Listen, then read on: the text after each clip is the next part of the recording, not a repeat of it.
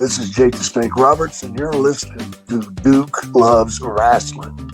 You're locked in. Look at what we have here, folks. To the only show that matters. The cream of the crop. Duke Loves Rasslin. And there is no one that does it better than your host. I have come here to chew bubblegum and kick ass. The Duke. And I'm all out of bubblegum.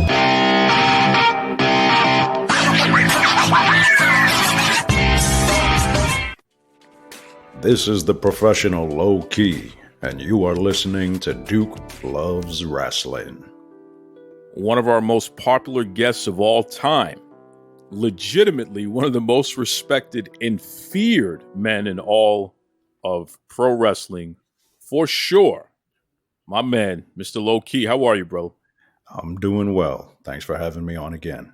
Well, it is a pleasure as always. You know, every time you come on, people can't stop talking about it because you're going to give a lot of quotes. You're going to provide a lot of education. Mm-hmm. And it's funny, months and months of debates, dissecting everything that you say is what happens after you come on the show. So it's really interesting. Always a blessing to have you on. Thank you. Last week, we had Bobby Fish, who was literally just days away from the battle with you at the River City Wrestling Con down there in Jacksonville, Florida there. Now, Bobby said that he's still kind of recovering, but he had a good time from that match. What say you? How did that go for you, Low-Key?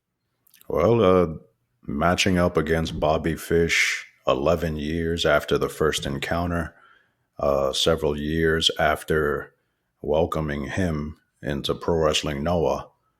I was there before he was, so I was there when he first arrived in Japan. I've seen him advance as an in-ring competitor, as an adult pro athlete. I've always gotten along with him, even though I know some don't understand him.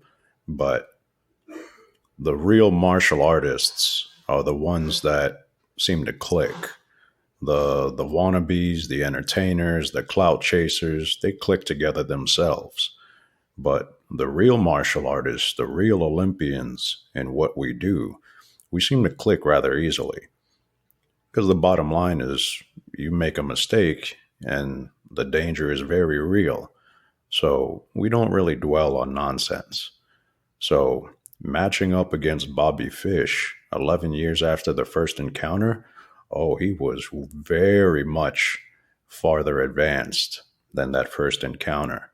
His targeting, his in-ring control, his in-ring targeting as far as attention, his in-ring awareness was much sharper. So this is a testament to his experience in over a decade's worth of time. Now, being in the ring with Bobby, I treat him no differently than anyone else. He's my opponent. It's my job to beat him. But when you can match up against somebody who respects what they do, to bring out their best, to match up against you, that's when the real magic begins. There were levels to that match, and it was really such a treat to watch. I mean, legitimately a match of the year candidate. My favorite match of the year, period. You started off, there was a lot of mat-based work, a lot of grappling. Mm-hmm. And then as it progressed, you eventually opened it up where a lot of the more, serious, high-flying, you jumping up in the air, kicking them in the head and things of that nature there. A lot of the more serious, deliberate, trying to, hurt your opponent so you can get them down for the 1, 2, 3. Mm-hmm. All of that was incorporated later in the match. But when you finally did incorporate it into the match, it just brought the match up, like, again, levels. It was step by step. Mm-hmm. Why don't we see that in general in wrestling? Why is that no longer a standard? Because there was a time when you would build a match like that. And it just seems like it's a lost art these days. Oh, it's very simple. People are incompetent. They don't train. They want to sit here and fake it till they make it. And they have a bunch of other people who are actually buying into their bullshit. So what you're seeing on television is a lot of fraudulent behavior. It's a lot of clout chasers who want people to make them feel good about themselves when they're literally not qualified to be in that ring. As far as me and Bobby are concerned, we're craftsmen. We actually train and do things for a living. This is our living. This is not a weekend job. This is not a hobby. We're actually serious about what we're doing. So when you're matching up against other people who are serious, you treat it with respect. While you're not seeing what me and Bobby can do, reasonably what I can do, is because people don't care about what they're doing. They don't respect themselves enough to actually respect the other person that they're actually involved with. And that's when you get into things like when fighters don't make weight, how the other opponent will call them non-professional. This is an agreed upon endeavor. And then you're going to show up incapable or underprepared for what you agreed to do. So to answer your question, it's lack of training. People are simply incompetent and they're forcing their way onto television, making people believe that this is what needs to be accepted. There was a moment in the very beginning of the match where one of the fans was getting pretty rambunctious. Mm-hmm. And Bobby rolled out of the ring and had some words with him and what have you. What happened there? I don't know if you want to talk about it or not, but I have to ask the question. What happened there? To address the young man in the crowd, while Bobby and I are feeling each other out, you can see we're testing our range, we're testing the clinch, so we're doing nothing out of the ordinary. But this young man in the audience, in the front row, decides to draw her attention by saying, this isn't Conor McGregor versus whoever he was trying to say. The difference is, for a lot of people, is I can sense almost everybody in the building when I'm in the ring. So I noticed that, and then I sent Bobby after him. I told Bobby, he's right behind you. Go get him. I have nothing against Bobby or the fan, but anybody who wants to be disrespectful while real professionals are in there. Remember, the cage is not for you. The cage is containing us. So you need to show respect. I sensed him and sent Bobby after him. Bobby went and addressed him in a nice, simple way, just to establish respect. And even then, if you hear on camera, that young man, after he said whatever he said about Conor McGregor, there's somebody who was right next to him who said, "Shut up, asshole." And then the crowd laughed. So when people are watching something that they're intensely and concentrating on with focus, and they're interrupted by somebody who looks like they're disrespectful, they will turn on them and defend. But with Bobby, I sent him out after him just to address him. He addressed him like a professional. He wasn't rude. He wasn't disrespectful to him. And then we returned back to business, where you can see I advanced on the ropes. I was going to open the ropes for him to let him back in, but the referee had cut me off. So believe me, anywhere in the building, I can find you. And you certainly will. Mm-hmm. There's no question about that. And that young man learned a valuable lesson. He settled down after that. So, well, he actually, if you listen closely to the video, you can hear him on camera going, "How did he hear me? How did he know?" It's because of me. I can hear and I can recognize a lot of different signaling and a lot of different energy in the room. Speaking of energy, you have a battle coming up against Suzuki. Yes.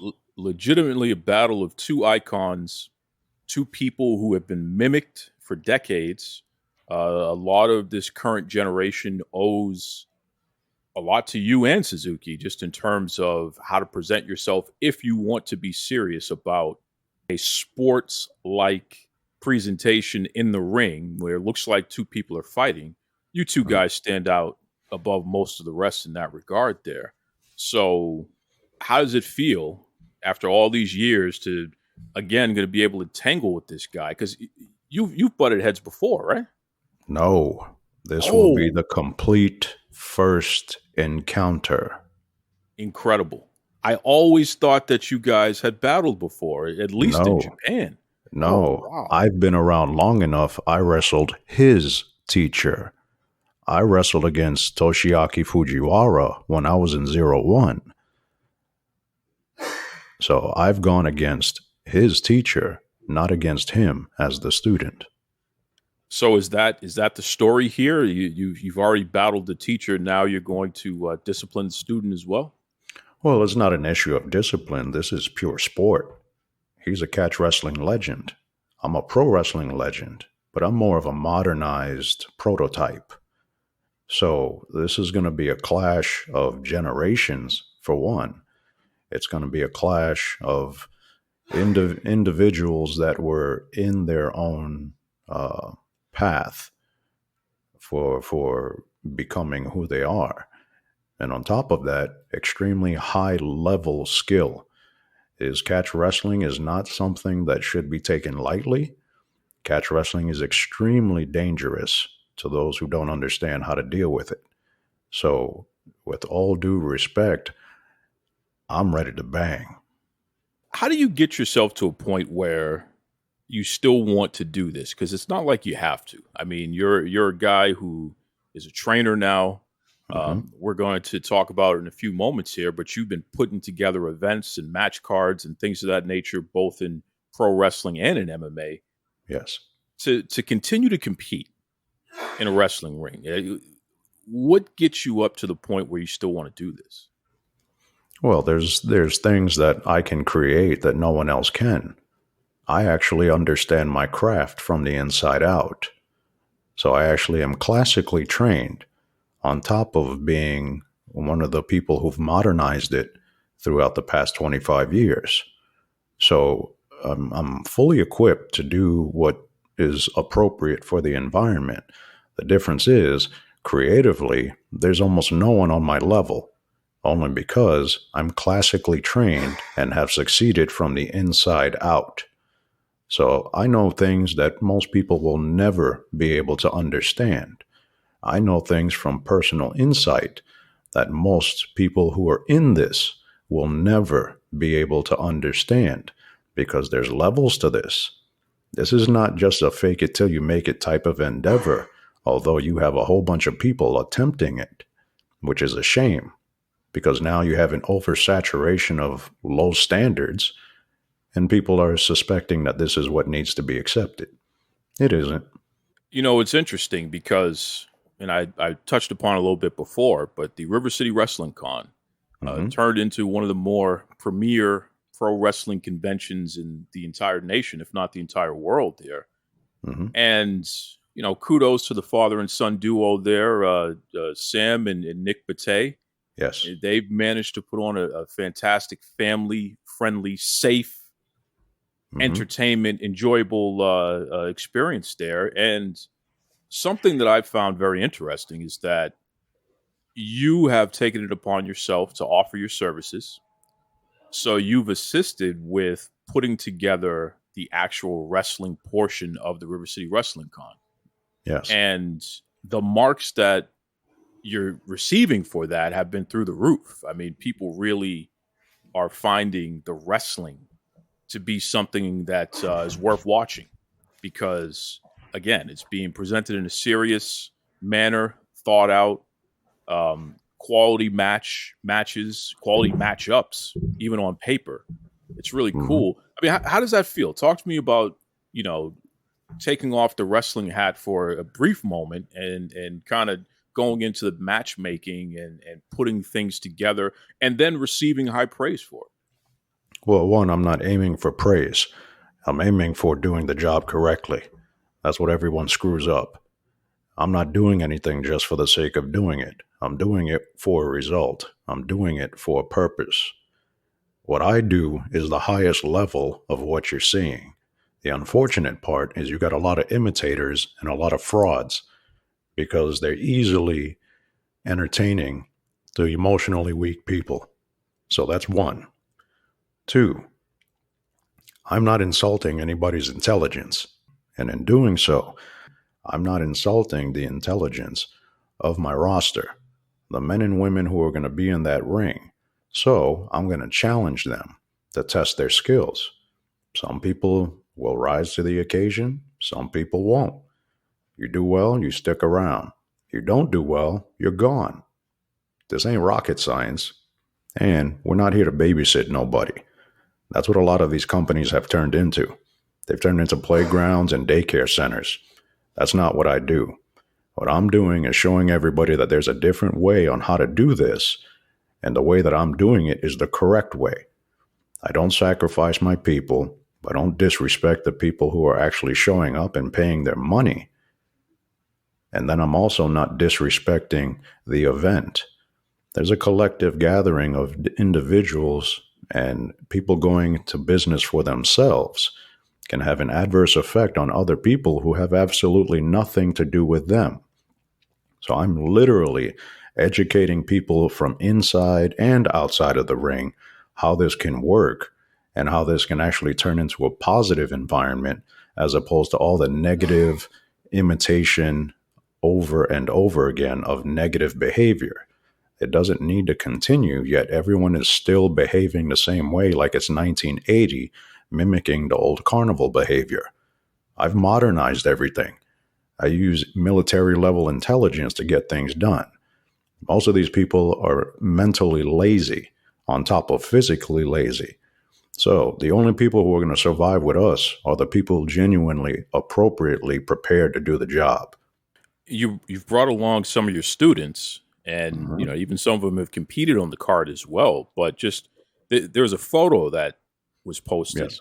of you with your students, and everyone is dressed to the nines, so to speak, and they're dressed up like professionals. Mhm. Literally, I think I tweeted out the professional keys because Yes. that's Yes. what it is. How do you feel when you reflect back and you see stuff like that? I mean, the photo itself, you were in it, so you were Mhm. living it. But now that we've had a couple weeks away from it, and you can Mhm. reflect, look at it, think about it, how does it feel?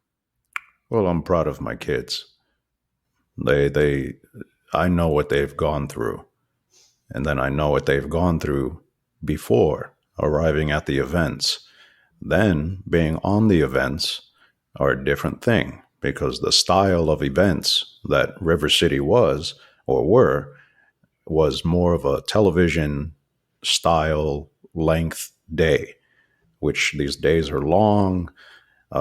As athletes, is very difficult with the hot and cold on your body. Um, the activities in there, trying to keep track of stuff. So some of that can be overwhelming to people who are not prepared for that. They all did well. They all succeeded in their matches as far as their outputs, their technical accuracy on the things that they train in, the things that we speak of. Um, my girls, Tiny and Persia, um, you've known me long enough. I'm the advocate for the girls, but my girls are not to be played with. So they held their own against the Renegade Twins. They also held their own individually in other matches on day two, including Persia headlining. So I'm advancing my kids by challenging them at this stage, considering that they're fairly novices, they're fairly inexperienced. It's important for them to be challenged because they need to see whether or not what they're working on and what they're training in is suitable for where they want to go. Well, I'll tell you right now. I mean, first of all, Tiny. If I could describe her to anyone who may not have seen her work yet, Mm-hmm. she has the presence and the explosiveness of a Rusev, aka Miro, but she Mm-hmm. has the wrestling acumen and just the wrestling intelligence of a Chad Gable. I mean, Mm-hmm. she's incredible. I mean, and especially for somebody who is quote unquote undersized Mm-hmm. to a certain degree in there, she's no one to be played with. You don't want her to tangle you up because you're going to be in trouble. She can lift anybody up and throw them out of the whole building. Mm-hmm. So she's special, man. And then you have Persia, who pound for pound, I'm telling you right now, and I sent you a message and let you know too. I spend a lot of time focusing on pro wrestling, Mm-hmm. and I'm an advocate for women's wrestlers. And when you're in that position, you're afforded access. So I see wrestling from all over the world. I keep up with all the top women, all the women who are just breaking in, and everybody in between. And a lot of them come on this show. So it's clear that that's something I'm focused on. Pound for pound, Persia is as good as anybody else right now on any women's roster in any company. And specifically her aggressiveness and her attention to detail and the deliberate manner by which she goes about doing what she does in the ring. Because again, it's supposed to be a competition. The whole point is to win. But in order to win, you have to weaken your opponent and get them to the point where they succumb to your will. She checks all of those boxes flawlessly, by the way. And I've seen her stuff before. She's no stranger. I've seen her stuff before.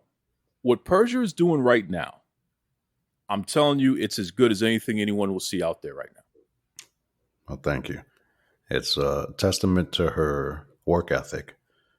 As long as I've known her, she's almost been the perfect student, similarly to Stephanie Vacker in 2021, as far as personal motivation, personal work ethic.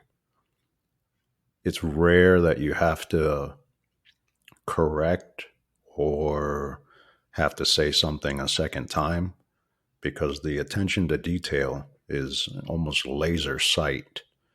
And with Persia, it's an important thing to me because I understood what was happening. Now, before she was introduced to me for training, she had trained with others. As far as I'm concerned, they were all abusing her. They were all attempting to use her for their own gain, yet they were sacrificing her physically for that gain. So to me, everyone who she trained with prior to me was trash. These are opportunists. These are wannabes. These are frauds. Now, she comes to me, but she comes to me with an idea. It's not just some random hope. She wants to wrestle. She wants to fight. Okay. Be sure that's what you want, because you're coming to the right place. That was in June of 2021. So just in last week or the week before, it would have been 2 complete years training under me. She has been able to put in and accumulate more physical minutes of training than most supposed professionals that you have on television right now. In 6 months, she's probably accumulated more physical training minutes than most of these people have trained in 2 years. I'm not training people who are just going to be on the card. I'm training the main eventers. The rule of thumb here is if they don't train with us, they are on the menu. This is not a game. We're not sitting here looking for clout. We're sitting here about to finish everybody. That's the mentality we have when we train. I'm not playing games. I'm not babysitting. I'm not entertaining. You're not here to make friends. You're here to finish. Well, and I'll just tell you right now, because first of all, that's terrifying to hear you say that, because I know that you mean it. And in the quality of their work, clearly they've bought into the system. But to both Tiny and Persia, stick with it, because I'm a very hypercritical person. When I see something I don't like, I have no problem calling it out, and that's why a lot of people get irritated with me. But people respect the fact that I'm consistent with that. I'm not going to call something good if it's not good. Yes. I'm telling you right now, those 2 young ladies right there, put them on TV. Let's go. That's my opinion. I don't know what I don't know, but from what I see and I compare them to the field, I would be very happy to see those 2 young ladies on TV on a weekly basis kicking somebody's ass. That's just, it is what it is. It's a matter of time. Yep. And My guidance with them is their path is not anyone else's. So they don't need to rush anywhere. Right now, it's about developing. I know how to build humans. I've done it for a long time. It makes it a whole lot easier when you have good people. And that's what I've been building. My boys are good. My girls are good. More importantly, they're good people. I don't waste my time with trash. This carnival lifestyle that everyone seems to want to adopt seems to attract the lowest standards you can imagine because everyone just goes along to get along. That's not what we do here.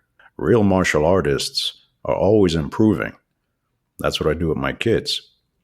If I've had her for 2 years, Persia's beyond 2 years worth of experience simply by the minutes she has accumulated. My boys were in a 6-man tag on the second day of River City as an opener, and all of them got busy, and all of them drew attention, but all of them are relative low experience, yet you wouldn't be able to tell because of their physical output. What I do is I train the highest level of physical output for what we do. I'm the Olympic level. This is what I've been saying for a long time. But now I have others who are simply proving my point. You said a mouthful there. That's the truth. And speaking of proving your point, you had told me 2 years ago that you had a vision Yes. for putting on an event that would showcase mixed martial arts, different disciplines of martial arts, and showcase some of your students and put other people in there as well, and really put out a quality of martial arts unlike some of the stuff that we've seen out there, which, it's loose. It's not as disciplined. It's not as serious. I'm a guy that goes all the way back to the very beginning of the old tough man competitions and the original UFC, and even the karate stuff that used to be on early ESPN and ABC Wild World of Sports and stuff like that. So I followed mixed martial arts throughout my life, almost as long as I've been following wrestling. So I know what discipline looks like, and I know what dedication looks like, and it's so commercialized now that unfortunately there are just a lot of people playing fighters as opposed to being fighters. So you said you were going to put on your own event, and I know that it's taken you took your time just like everything else because you want to do it right. But folks, July 9th, okay, the Grand Prix of Sport, martial arts exhibitions. Yes. It is going down in Orlando, Florida. Talk to me about that, low key. You and your team have done it, right? Well, it's been a long time coming. It's not something that is easy to accomplish, but we're making it happen. So the Grand Prix of Sport will happen on July 9th in Orlando, Florida. In doing so, is going to be a display of 5 new rule systems and discipline challenges in order to have the winners declared. Now, this is the Grand Prix of Sport. This isn't UWFI version number 4, Battle Arts version number 3. I'm not trying to imitate something that's already in existence. This is something new.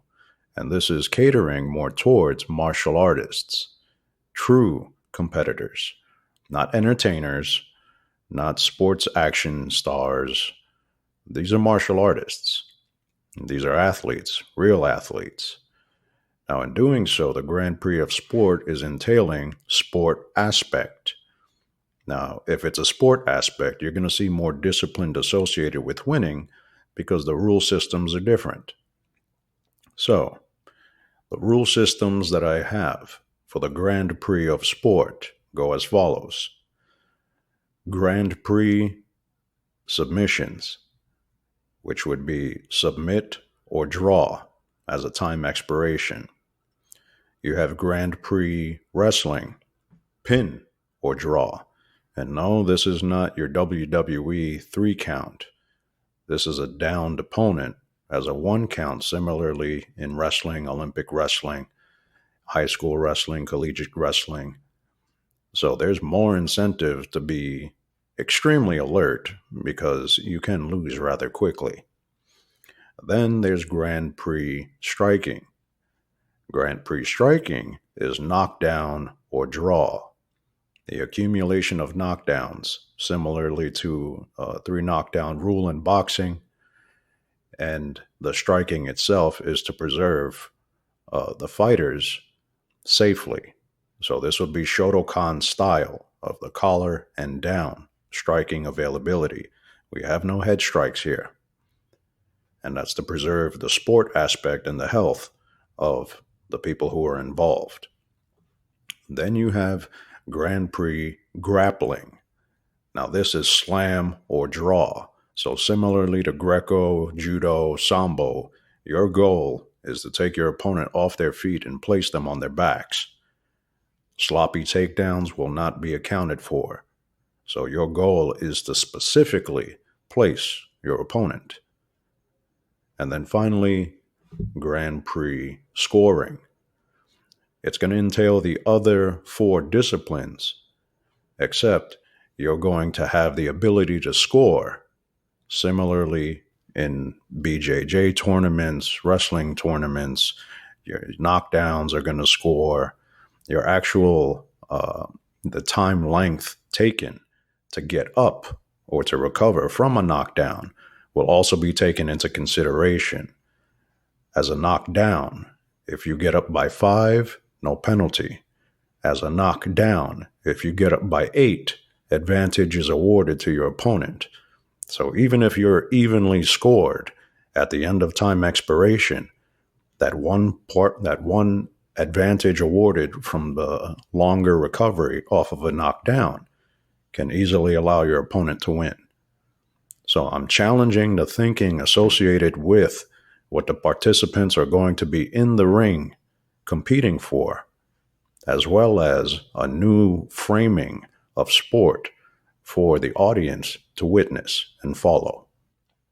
Can we expect to see you competing, or will you just be coaching at the Grand Prix?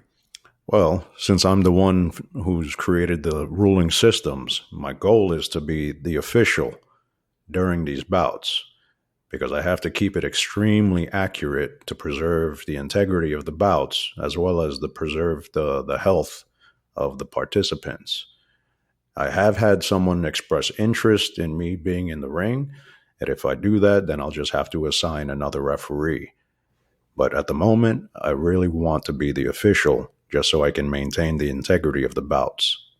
I'm pumped, man. I think this is going to be something special. And this is just the beginning, right? I mean, you plan on putting on more of these events, right? Well, this is, at the moment, I'm not going beyond just this one day, only because of how much is involved in it. And I'm doing something special because for me, it's a special day. I don't speak about my personal life much. The July 9th date is actually my father's birthday. He passed away in 2015, so this is a manner for me to honor him on his birthday. So that's an important thing to me, but it's more important for me to show the respect to the martial artists that I know and that I'm bringing in. I have really good people coming in for this. Tiny is a 2-time freestyle college champion. Persia, 4-time gold medal winner in the BJJ tournaments entered this year. I have Ariel Dominguez, who is known from pro wrestling, but he's also a national champion from UCF in wrestling. I have Hoon Park, who's the head of J Park Martial Arts in Tampa, multiple degree black belt in Taekwondo. Tommy Carpenter, I have him coming from Omega Martial Arts in Clearwater. He's a multiple degree black belt in Taekwondo and No-Gi BJJ. I have several of my students participating who have backgrounds. So what I'm doing is I'm actually getting the people who are actually qualified to be put in a situation like this and letting them figure out who's going to be the winner. We're going to see who knows what they know, and we're going to see who can survive. This is a new adventure. This is a new setting. This is a new format for what we do. But the bottom line is, by earning respect for everyone involved, this is something completely different than what people associate me with in regards to pro wrestling. This isn't pro wrestling. This is real martial arts. What about the foreseeable future? I mean, do you have any major goals that you want to share? As far as the foreseeable future, I've been steadily helping people develop. So as the foreseeable future, it seems more likely I'm going to be more involved with the organization of things, the development of things. My in-ring, I'm not doing a lot of matches unless these are the real challenges that I want. I've had people offer matches that I'm just not interested in. I'm not interested in wrestling guys who accept money to beat up women. I'm not doing that. I'm not accepting money to be on somebody's show because they don't know how to do it. They don't know how to run their show, but they want me to help them. I'm not dealing with this. I literally just had to yell at somebody going, why the fuck am I listening to anybody who doesn't have more experience than me, but I got to sit here and listen to their opinion? Yeah, crickets. So I'm just not going to waste any much more of my time with anything that's not fulfilling.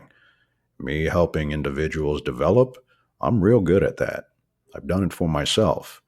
Me helping people organize events into a larger scale of respect and returns, yeah, I'm all about that.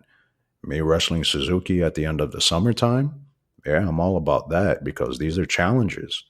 These are all incredible challenges, but they all earn respect. And you don't have to degrade yourself in order to accomplish those. Everyone around me can tell. I'm not the one, but I am the one. Because I'm the only one who's actually carrying things through. I'm the only one with 5-dimensional viewing. So I'm the one who's getting things done. But just like you said earlier about your consistency, you've known me over 20 years, or of me for over 20 years. I'm still consistent. You're literally the same guy. Like it's not even funny. You're literally, I mean, you're in better shape now, which is incredible to say. You're in better shape now. You definitely have picked up a couple of new holds, so to speak, over the 20 years or what have you. But you're the same guy, man. The way that you present yourself, both in the ring and outside of the ring, it's not a gimmick. This is who you are. Yep. So, and I respect it. And speaking of that, I have to ask, and I know it's kind of a silly question to ask, but there are people who don't understand. So I want to approach this from the right way here, in terms of educating. There are people who don't see the big deal with having men and women compete in matches against one another. And I'm talking pro wrestling right now. They don't see the big deal. So, what's wrong? And I can tell you, I've done a lot of research personally on how much of this stuff actually sells. Is there really an audience out there that are demanding mixed gender matches? And across the board, it's just not something that is successful. It's especially not long term. You can hotshot something here and there, but for the most part, people just don't want to see that. So there's that aspect of it. But you have a whole other layer of philosophy that I don't think people, they don't catch you at the right time to understand the philosophy. So let me ask you directly. Okay. As a martial artist, as a pro wrestler, as a professional, as a human being, why are you against men and women competing in matches against each other? If this is simulated combat, you are simulating combat versus a woman, which in turn is now visual abuse. These people are too fucking stupid to wake their asses up or to have good people around them actually tell them the truth. You're allowing a bunch of immature and emotionally weak humans to get away with this nonsense.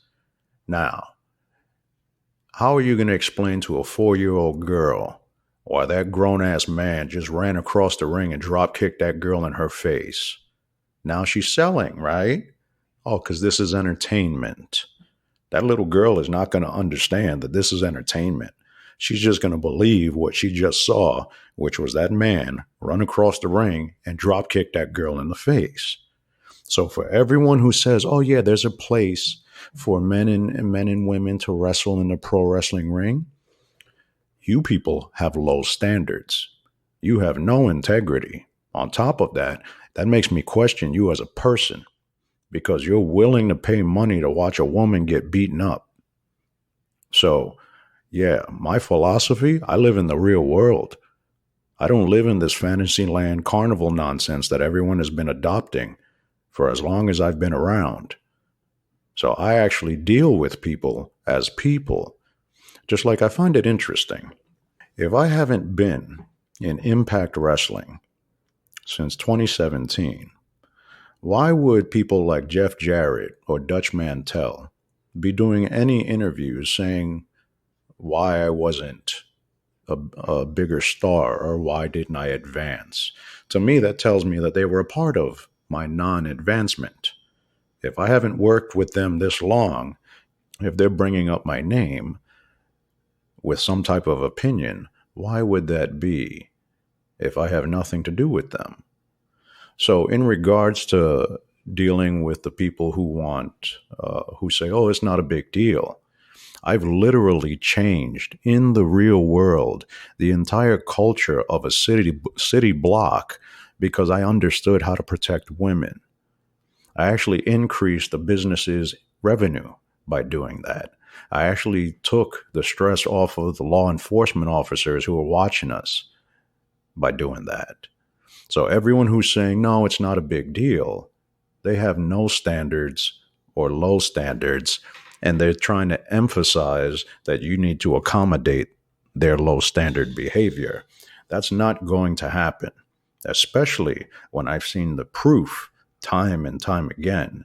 Persia is a living example. Tiny is a living example. Stephanie is a living example. What happens when you actually care about them and protect them instead of trying to use them like objects? Instead of trying to use them as if you're supposed to gain something off of them. I tell all of them, I tell you the truth. From your experience, you tell me whether or not I was being honest. So I'm not micromanaging or forcing anybody to accept anything. When it comes to wrestling guys versus girls, there is no place for it, especially in pro wrestling. This isn't high school where the girls just don't have someone to compete with. These are people literally accepting money to hurt girls. So that's a questionable thing about the environment. There's a danger to the women that's going on right now, and people are just downplaying it. That's what happens. If you downplay the safety of your women and the safety of your children, the environment is going to degrade. After that happens, you can't be mad with what you have. So that puts that to bed right there, folks. You heard it straight from the man. And I agree. I agree 100%. Nothing that I'm saying is to control or harm anybody. But because they're willfully advocating for this, they're lowering their standards and trying to pass it off as if it's a non-effect in the real world. It is. But they're just disregarding everyone else for their own personal gain. This is what I mentioned to you maybe in the last interview or the one before, where I said that fuck the next man attitude, you better be real careful with that, because that's what that looks like. And just wait. You don't want to be on the other end of getting caught. Well, and let's take it to the whole clear level here. Mm-hmm. Folks, do you want to see Brock Lesnar pick up Charlotte Flair and give her 20 suplexes and split her open with his elbow like he did to Cena and Orton and things like that? Because there's no line there. Nope. Right? If we're just going to erase the line, then there's no limit. So that's what we want to see out there. And I know that some of these goofballs on the deathmatch circuit, they do this sort of foolishness and, that Well, stuff. I'll address that right now. I'll put all that to bed right now. All of these deathmatch wannabes have just proven to everybody they don't want to wrestle. They can't wrestle. So they're going to go over here and create something to try to make a name for themselves. Why? By cutting yourself. This is the same bullshit from the grunge kids from the 90s that used to cut themselves because they were depressed. Now they're in the ring. So this deathmatch nonsense. There's no money in death matches. On top of that, there's no money in death matches for women. So now you got girls imitating this shit.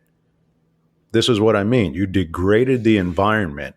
Now, speaking of which, these deathmatch guys, I had to set a guy's shoulder maybe a month or two ago, and he's doing this GCW show.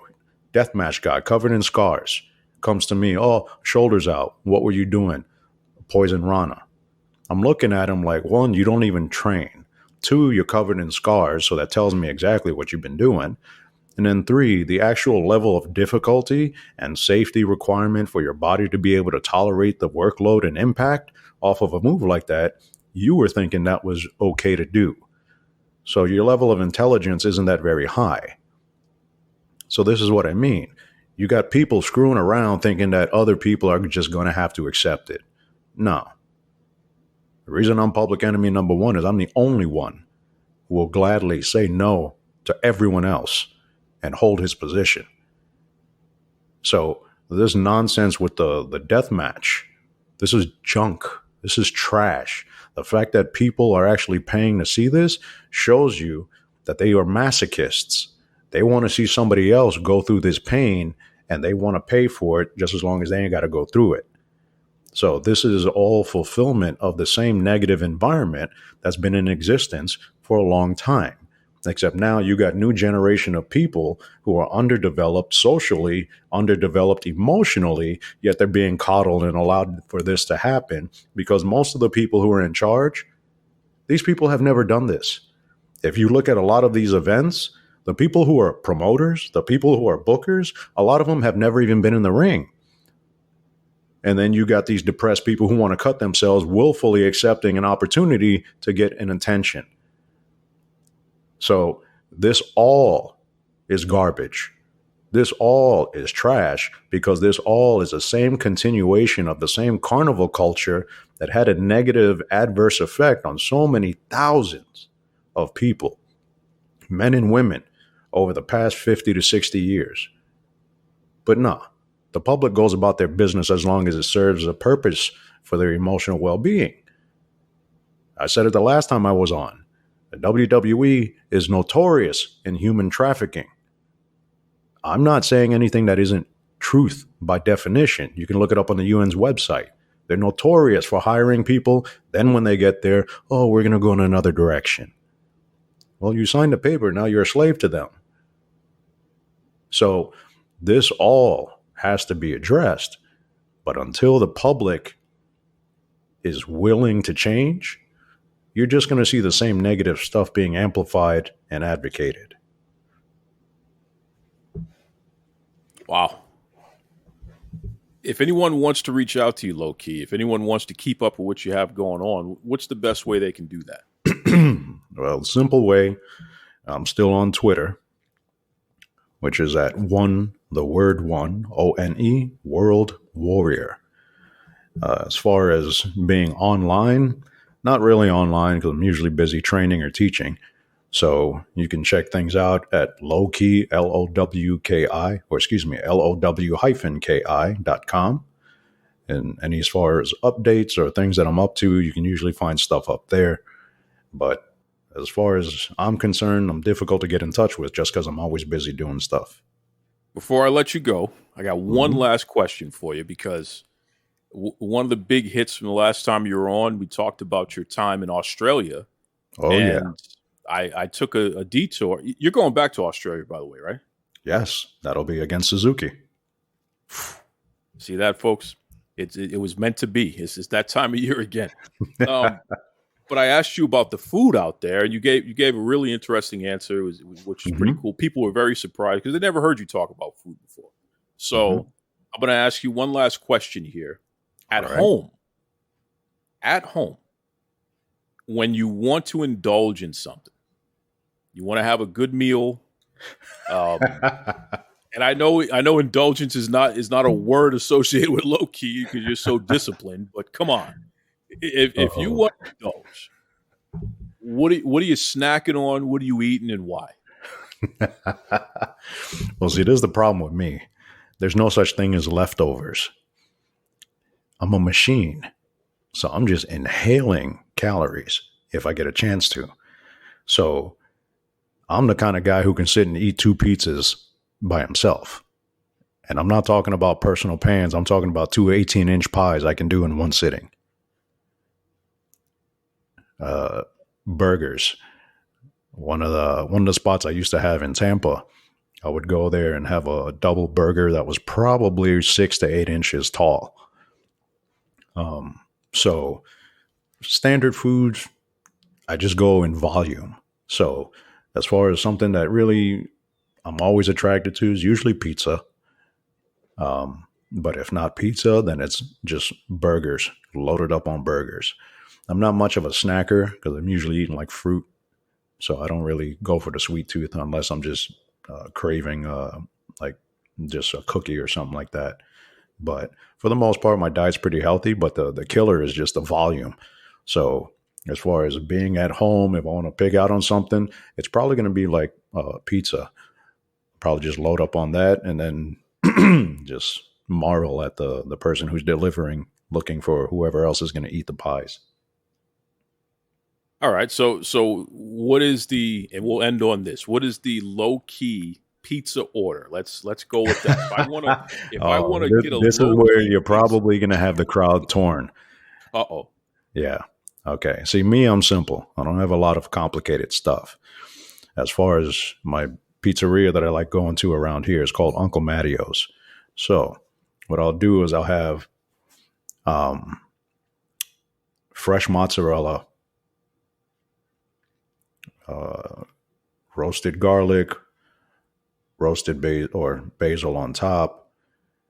Now have Jamaican jerk chicken with the jerk spices on there, balsamic vinegar as the glaze going over the top, and pineapple on it. So I know some people don't like it. I happen to do, but the mixture of the flavoring on top of the sauce that's used, which the sauce I think in the pairing that I get is usually the olive oil pesto. So it's not a red sauce, it's a lighter one. So as far as the accumulation of the different tastes, the combination of them together, it's a really, really good pizza. I'm gonna have to try that because you got sweet, you have savory, a little bit of salty with the mozzarella, and the pesto. Pesto can be salty and what have you. There. Wow, that is a hell of a pizza order. Hey man, I'm good with food. I'm the one who's usually taking people to places. Wow. Okay, folks. So that's, you know what? We're going to call this the low key challenge. Literally hashtag low key challenge. Let's see. If you order a low key pizza from your favorite pizzeria, take a picture. Let's see and give a review because I'm curious. Yes. I'm going to do it. I'm going to do it this weekend. Okay. Personally, either Friday or Saturday is usually my pizza night. So this weekend I am going to order a pizza exactly how you said. All right. We're going to find out what's going on because I know these flavors and I'm a foodie. I'm very big on food and those flavors definitely match. So this is okay. In all fairness, I haven't seen him in a long time. I introduced that combination to Eddie Kingston, and he was against it at first because he heard the pineapple thing. And a lot of people just have a thing for pineapple on pizza not being acceptable. After he tried it, he converted. You just told Eddie Kingston's biggest secret in life. He eats pineapple on his pizza. Well, he can deny that all he wants. I was in the house. I know the truth. Eddie Kingston, what are the OGs going to say now, brother? Well, come on. He got a little bit of a belly on him. You know that he's worked a pizza or two in there. Yeah, well, what's your excuse, bro? I mean, Jesus, you got I'm more. trying. That's why I'm eating 2 20 years ago. Oh, that's it. You're trying.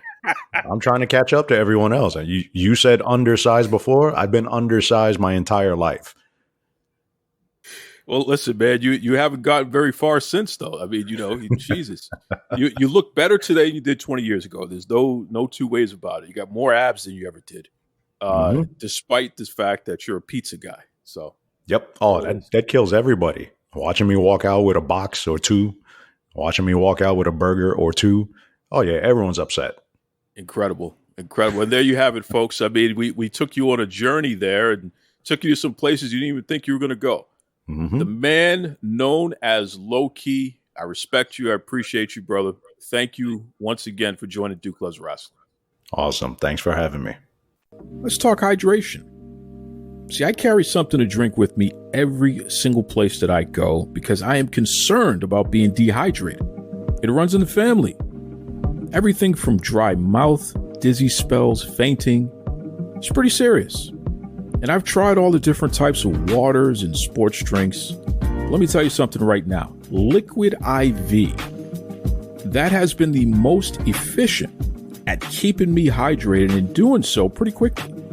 Okay, Liquid IV has 5 essential vitamins and is 2 times faster at keeping you hydrated than water alone. And I'm serious, man. Everything from vitamin C to vitamins B3, B5, B6, B12. Liquid IV also is non-GMO, so it's free from gluten, dairy, soy. So for all you folks out there with food allergies, this may be right up your alley. And I know what you're thinking, but how does it taste, Duke? Well, it tastes pretty good. Okay, we're talking my favorite in pina colada. They also have tropical punch, strawberry, new flavors like sea berry and strawberry lemonade. You can enjoy this stuff, man. But don't take my word for it. I want you to stop what you're doing right now and head over to liquidiv.com. Use the promo code Duke Loves Wrestling so you get 20% off your entire order. I mean, anything that you order on liquidiv.com. So what are you waiting for? It's time for you to shop better hydration today. Use the promo code Duke Loves Wrestling over at liquidiv.com. Save yourself 20%. Stay hydrated. Most importantly, enjoy life. That's right. Be kind to yourselves and be kind to others. Duke Loves Wrestling, Facebook, Gmail. Let me know what you think. Twitter, Duke Loves Wrestling. Take it away, Tony Schiavone. This is Tony Schiavone, and we're desperately out of time on Duke Loves Wrestling.